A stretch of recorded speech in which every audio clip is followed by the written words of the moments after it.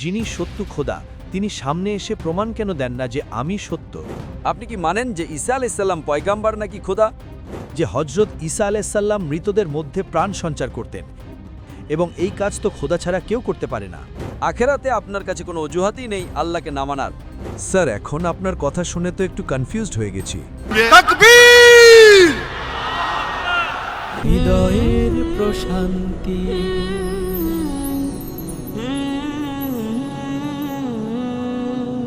Hello doctor Zakir, আমার নাম Joseph এবং পেশায় আমি একজন গ্রাফিক ডিজাইনার। স্যার, আমার সহজ প্রশ্ন হল, বিভিন্ন ধর্মে ঈশ্বরের ধারণা আলাদা।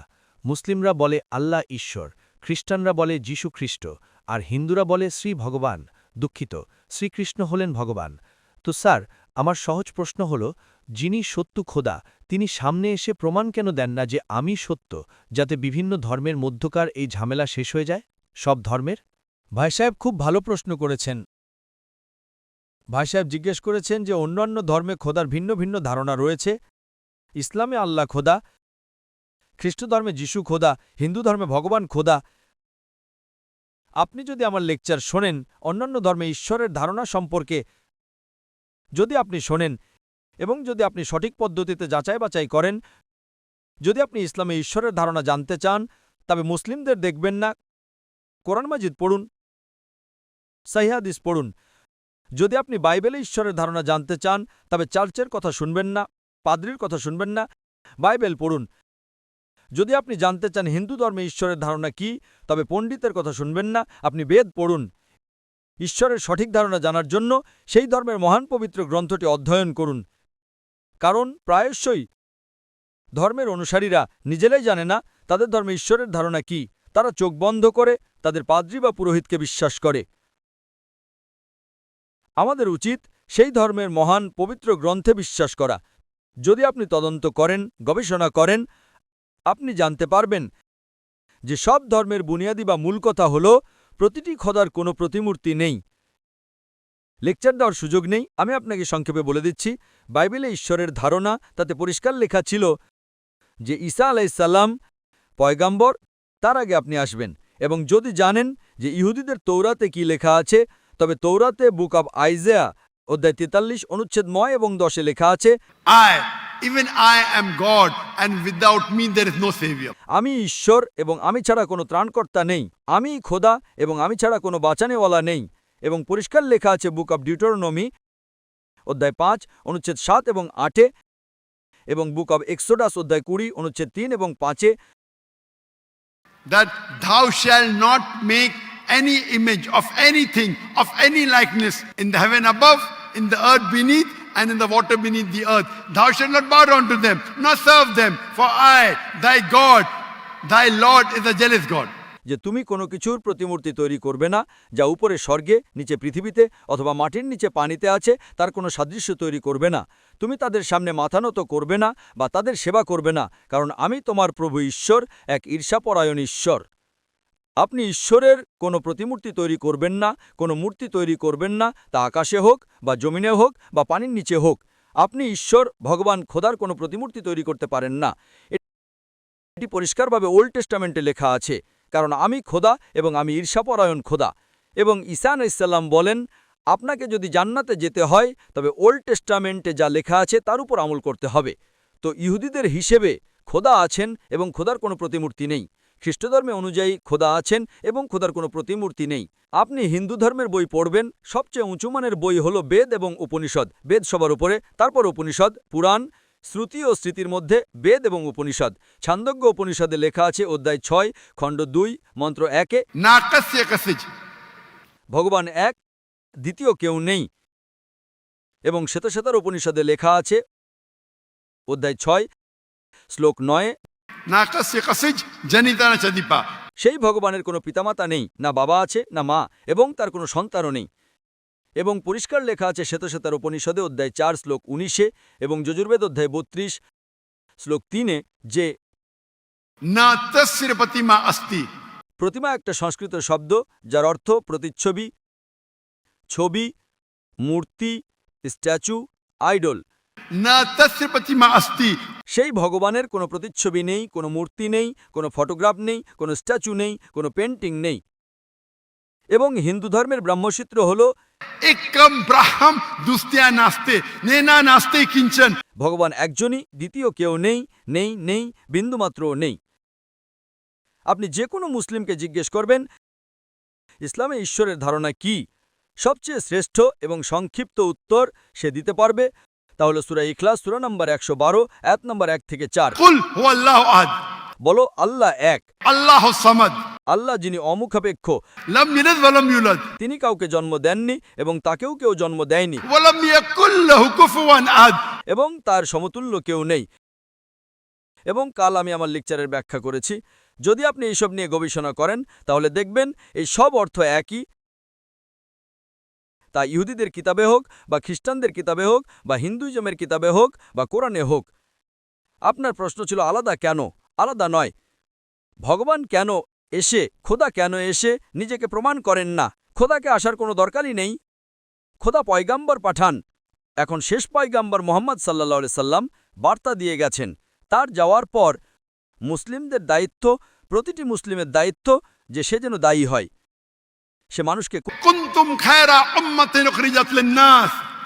আল্লাহ তাআলা বলেন সূরা আল ইমরান সূরা নম্বর 3 আয়াত 110, মুসলিমরা তোমরাই সমগ্র বিশ্বের জন্য আবির্ভূত শ্রেষ্ঠ জাতি। আল্লাহ আমাদের সম্মান দিচ্ছেন, ইজ্জত দিচ্ছেন। যখনই সম্মান দেওয়া হয় তার সাথে দায়িত্ব থাকে। আল্লাহ তাআলা বলেন যখন ইজ্জত দেন আমাদের দায়িত্ব কি? ওই আয়াতে আল্লাহ বলেন Ta'muruna bil ma'ruf wa tanhauna 'anil munkar wa tu'minuna billah. কারণ তোমরা মানুষকে সৎ কাজের দিকে ডাকো এবং অসৎ কাজ থেকে বিরত রাখো এবং বলো আল্লাহর উপর ঈমান রাখি। তাই প্রত্যেক মুসলিমের দায়িত্ব হলো মানুষকে সত্যের দিকে ডাকা এবং মন্দ থেকে বিরত রাখা। আপনি বলছেন খোদা কেন আসেন না? খোদাকে আসার কোনো দরকারই নেই। এত মানুষ সাক্ষী দেবে যে জাকির নায়েক আপনাকে দাওয়াত দিয়েছে। আখেরাতে আপনার কাছে কোনো অজুহাতই নেই আল্লাহকে না মানার। এত মানুষ সাক্ষী দেবে যে জাকির নায়েক আপনাকে পরিষ্কার ভাষায় বলে দিয়েছে যে খোদার ধারণা একই যে খোদা এক এবং সেই খোদা ছাড়া কোনো উপাস্য নেই এবং সেই খোদার কোনো প্রতিমূর্তি নেই। আপনারও বাঁচার জন্য কোনো অজুহাত নেই। আল্লাহর আসার দরকার কি? আল্লাহ পয়গাম্বর পাঠিয়েছেন, আল্লাহ শেষ কিতাব পাঠিয়েছেন। আল্লাহ বলেছেন সূরা হিজর সূরা নম্বর 15 আয়াত 9 যে আমরা কোরআন নাজিল করেছি উপদেশ বাণী এবং সহিহ হাদিস এবং আমরা এর সংরক্ষণকারী। কত লাখ কোটি হাফেজ আছেন যারা কোরআনকে নিজেদের হৃদয়ে সুরক্ষিত রেখেছেন। তো আপনার প্রশ্নের উত্তর তো দিলাম। আমি আপনাকে জিজ্ঞেস করতে চাই, আপনি কি এক খোদায় বিশ্বাস করেন? জি স্যার। আপনি কি মানেন যে ঈসা আলাইহিস সালাম পয়গাম্বর নাকি খোদা? স্যার, এখন আপনার কথা শুনে তো একটু কনফিউজড হয়ে গেছি। কনফিউজড হওয়া তো বলা উচিত আমার আলো দেখা দিয়েছে। কনফিউজড আগে ছিলেন, এখন তো এত হাওয়ালা দিলাম। এখন আপনার বলা উচিত আপনার বায়ান শুনে আমার কনফিউশন দূর হয়ে গেছে। এখন আপনি কি বলেন, তিনি কি পয়গাম্বর? আপনি কি মানেন যে ঈসা আলাইহিস সালাম পয়গাম্বর নাকি খোদা? স্যার, এখন এই প্রশ্নের উত্তর দেওয়া একটু কঠিন। এত পরিষ্কার ভাষায় আমি কথা বললাম এবং কখন থেকে আমি বলছি যে বাইবেল পরিষ্কার ভাষায় বলছে, কোথাও লেখা নেই যে ঈসা আলাইহিস সালাম নিজে বলেছেন আমি খোদা। এখন এত পরিষ্কার বলার পর আপনি বললেন যে খোদা নিজে কেন আসেন না? খোদাকে আসার দরকার কি? আমরা এখানে আছি না? জি স্যার। তো এত বলার পর যদি আপনি না মানেন তাহলে ভুল আপনার না আমার। স্যার, যেমন এখনকার সময় মানুষ শুধু এটাই বলে যে যিনি খোদা তিনি মানুষকে মৃত্যু দেন এবং জীবিতও করেন, তো হজরত ঈসা আলাইসাল্লাম যিনি আছেন, আমি একটু কনফিউজড। তো স্যার, প্রশ্ন এটা যে হজরত ঈসা আলাইসাল্লাম মৃতদের মধ্যে প্রাণ সঞ্চার করতেন এবং এই কাজ তো খোদা ছাড়া কেউ করতে পারে না। একদম আপনি ঠিক বলেছেন। কোরআনে অনেক জায়গায় কোরআনে লেখা আছে যে ঈসা আলাইসাল্লাম মৃতদের প্রাণ দিয়েছেন। কোরআনে লেখা আছে যে ঈসা আলাইসাল্লাম বলেছেন বিজনিল্লাহ, আল্লাহর সাহায্যে। ঈসা আলাইসাল্লাম মৃতদের প্রাণ দিয়েছেন আল্লাহর সাহায্যে। একই জিনিস বাইবেলও লেখা আছে। বাইবেলও ঈসা আলাইসাল্লাম আল্লাহর সাহায্য চান যে এতে প্রাণ দাও। তো আল্লাহ তাআলার কারোর দরকার নেই কারো প্রাণ বাঁচানোর জন্য, প্রাণ দেওয়ার জন্য। ঈসা আলাইসাল্লামের মাধ্যমে করাতে পারেন, ওটা মোজেজা। কোনো ডাক্তারের মাধ্যমে করেন, ওই ডাক্তার তো বাঁচায় না, আল্লাহ বাঁচান। সবচেয়ে উত্তম যিনি আরোগ্য দেন তিনি আল্লাহ, তিনি আশ-শাফি। তিনি ডাক্তারের মাধ্যমে করেন, নার্সের মাধ্যমে করেন। আল্লাহ তাআলা কার মাধ্যমে করান? কারণ ঈসা আলাইহিসসালাম আল্লাহর পয়গাম্বর ছিলেন। তাই আমরা বলি এই মোজেজা আল্লাহ করেছেন। কিন্তু কিছু খ্রিস্টান বলে না না না প্রাণ দিয়েছে মানে খোদা। যদি এই কথা হয় তাহলে বাইবেলে লেখা আছে যে মুসা আলাইসাল্লাম শুধু মৃতদের প্রাণ দেননি, তিনি তার লাঠি ছুঁড়েছিলেন এবং সেটা সাপ হয়ে গিয়েছিল। প্রাণ দেওয়া ছাড়াও উদ্ভিদ জগৎ থেকে প্রাণী জগৎ, Plant kingdom to animal kingdom. আরও বড় মুজেজা বাইবেলে লেখা আছে, কোরআনও লেখা আছে, মুসা আলাইসাল্লাম লাঠি ছুড়লেন এবং সেই লাঠি সাপ হয়ে গিয়েছিল। তো শুধু প্রাণী দেননি, প্রাণ দেওয়ার পাশাপাশি উদ্ভিদ জগৎ থেকে প্রাণী জগৎ, আরও বড় মুজেজা। তো আপনি কি বলবেন মুসা আলাইসাল্লাম খোদা? বলবেন? বলবেন না, কারণ মুসা আলাইসাল্লাম আল্লাহর পয়গম্বর ছিলেন। এটা আল্লাহর মুজেজা ছিল নিজের পয়গম্বরের জন্য। তো একইভাবে যখন ঈসা আলাইসাল্লাম মৃতদের প্রাণ দিয়েছিলেন, এটা একটা মুজেজা ছিল। এবং খোদ বাইবেলে লেখা আছে, For there will arise many false Christ and false prophets. And if they would deceive the very elect. কারণ অনেক ভুয়া ঈসা এবং ভুয়া নবীর আবির্ভাব হবে এবং তারা এমনকি নির্বাচিতদেরও বিভ্রান্ত করবে।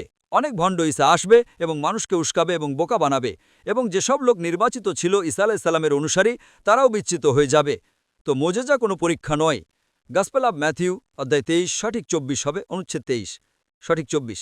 এবং অনেক ভণ্ড ঈসা আসবে এবং মানুষকে উস্কাবে এবং বোকা বানাবে, এবং যেসব লোক নির্বাচিত ছিল ঈসা আলাইসাল্লামের অনুসারী তারাও বিচ্যুত হয়ে যাবে। তো মোজেজা কোনো পরীক্ষা নয়।